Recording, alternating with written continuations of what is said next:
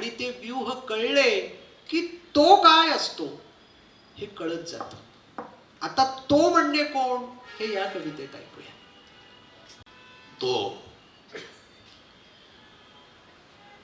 तो पोखरतो यातून, तो पोखरतो यातून, उत्खननातून एक एक कविता बाहेर काढतोय. तो पोखरतो यातून, उत्खननातून एक एक कविता बाहेर काढतोय. किमती जगणं आणि जगण्याची किंमत त्यांची तौलनिक मीमांसा करतोय. किमती जगणं आणि जगण्याची किंमत याची तौलनिक मीमांसा करतोय. खऱ्या खोट्याची, आपल्या परक्याची रुजवात घालून देण्यासाठी आलाय तो. खऱ्या खोट्याची, आपल्या परक्याची रुजवात घालून देण्यासाठी आलाय तो. आयुष्यभराच्या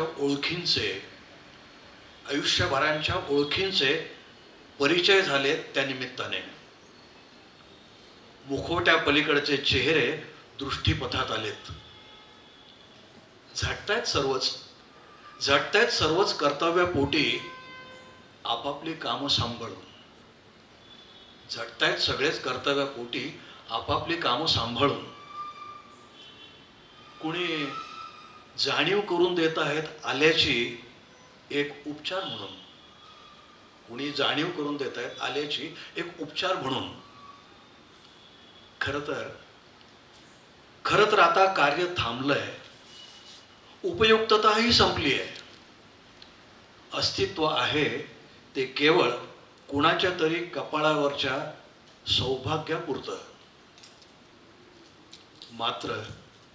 मात्र तिळतिळ तुटतोय जीव एका कवितेचा.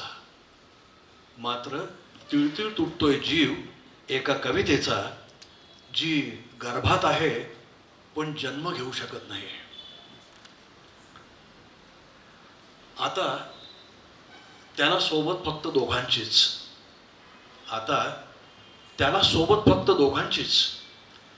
थिजलेल्या डोळ्यांआड स्पंदनात गुदमरलेल्या कवितेची आणि अणुरेणूंशी निखळ तादात्म्य पावलेल्या कॅन्सरची.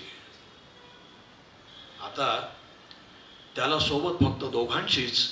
थिजलेल्या डोळ्यांआड स्पंदनात गुदमरलेल्या कवितेची आणि अणुरेणूंशी निखळ तादात्म्य पावलेल्या जिवलग कॅन्सरची.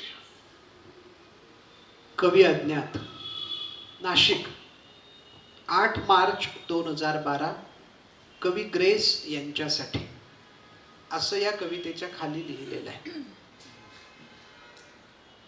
ग्रेसला कॅन्सर झाला होता आणि शेवटच्या टप्प्यात तो असताना त्यांचा एक लेख सकाळला आला. कविता आणि ग्रेस म्हणजे कवी, आत कवी, कविता आणि त्याला सुचणं वगैरे या विषयासंबंधीचा.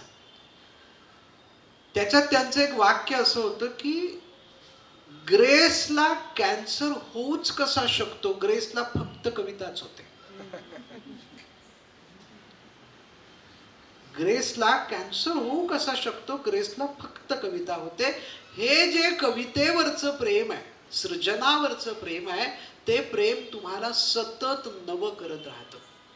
त्यामुळे त्या काळातले त्यांनी हृदयनाथ मंगेशकर आणि ते स्वतः असे दोघांनी जे महाराष्ट्रभर शेवटचा टप्पा होता तो ग्रेसचा, तोपर्यंत ग्रेस कधीही घरातून बाहेर पडले नाहीत. पण त्या कार्यक्रमांच्या निमित्तानं मात्र या दोघांनी महाराष्ट्रभर दौरा केला. कारण काही नाही, दर कार्यक्रमाचं नाव भिन्न, प्रत्येक गावात झालेल्या कार्यक्रमाचं नाव वेगळं. कार्यक्रमासाठी 2च, हृदयनाथ आणि ग्रेस. सुरुवात काय व्हायची, एक गाणं म्हणायचं हृदयनाथ, पेटी बंद करून ठेवायचे आणि पुढचा सगळा वेळ हे ग्रेस फक्त त्या गाण्याच्या निमित्तानं त्यांना जे जे वाटेल ते बोलत राहायचे. नाशिकच्या कालिदास मध्ये जो कार्यक्रम झाला तिथे त्यांनी सरणार कधी रणप्रभो तरी मी कुठवर वाहू वारशिरी ही कुसुमाग्रजांची कविता घेतली होती.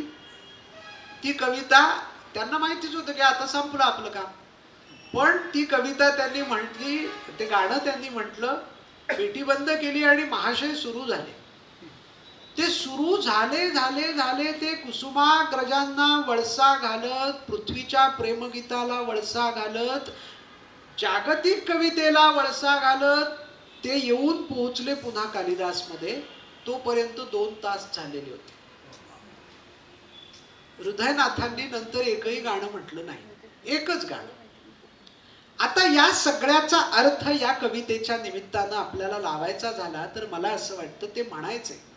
त्यावेळी मी नोकरी करत होतो गावकरीमध्ये. दुसऱ्या दिवशी त्यांच्याशी गप्पा मारायला म्हणून गेलो आणि ते वय माझं असं अगदी नोकरीला लागलो असं होतं ते. आणि त्यांना मी काय प्रश्न विचारायचे ना, पत्रकार म्हणजे कसं सगळीच तुम्हाला मुभा असते, कळलेल्या आणि न कळलेल्या विषयांवर तुम्ही ठामपणानं बोलू शकता म्हणजे पत्रकार. तर मग मी त्यांना विचारलं की म्हटलं हे कसं काय तुम्हाला सुचतं हे सगळं. म्हटलं तुम्ही मध्येच इंग्रजीत बोलतात, मध्येच उर्दूत बोलतात, मध्येच मराठीत, मध्येच संस्कृत. त्यावेळी ते मला म्हणाले, ते माझ्याकडे पाहत असे म्हणाले, माझं माझ्या अवयवांवर प्रेम आहे आणि ज्यावेळी मी बोलायला लागतो त्यावेळी ते सगळे अवयव त्यातल्या पेशी पेशींसह माझ्या मदतीला धावून येतात. आता या वाक्याचा अर्थ कळण्या इतपत अक्कल मला नव्हतीच, आजही असं मी मानत नाही. मुद्दा एवढाच आहे की मला तेव्हा असं वाटलं की काय आपल्या तोंडाला पानं पुसली. प्रश्न मी विचारला की हे कसं तुम्ही कसं करता. साधारणपणे उत्तर देणं असं अपेक्षित आहे की माझा सगळ्या भाषांचा अभ्यास आहे अमुक तमुक, हे काय पेशी पेशी काय, अवयव काय, धावून येतात काय. आज मला कलेचा अभ्यास करताना असं वाटतं की असंच असतं. भीमसेन जोशी ज्यावेळी तुम्ही समोर बघता गाताना त्यावेळी फक्त अण्णा इथून गात नाहीत, अख्खं सगळं शरीर गायला लागतं. म्हणजे काय होतं, पेशी धावून येतात त्यांचं गाणं सुंदर करण्यासाठी. आणि जो त्या लेव्हलचा, त्या पात्रतेचा जो कलावंत असतो ना, त्याच्या पेशी त्याच्या मदतीला धावून येतात, कारण त्या प्रत्येक पेशीत शब्द, अक्षर, स्वर, ताल, लय लपलेला असतो. आणि ते त्यांना कळतं की अरे आता आपली गरज आहे चला. आणि तो ज्यावेळी तिथं जातो त्यावेळी कविता उमटते. त्यावेळी ती कविता उमटते म्हणजे काय होतं, तर त्या सगळ्याचा, त्या कवितेचा, त्या कलेचा, त्या व्यक्तिमत्वाशी प्रणय झालेला असतो. ती तादात्म्य पावलेली असते ती कविता, ते शब्द, ते अक्षर. आणि तो जो प्रणयाचा खेळ रंगतो तो पुढच्या कवितेत आपण ऐकू.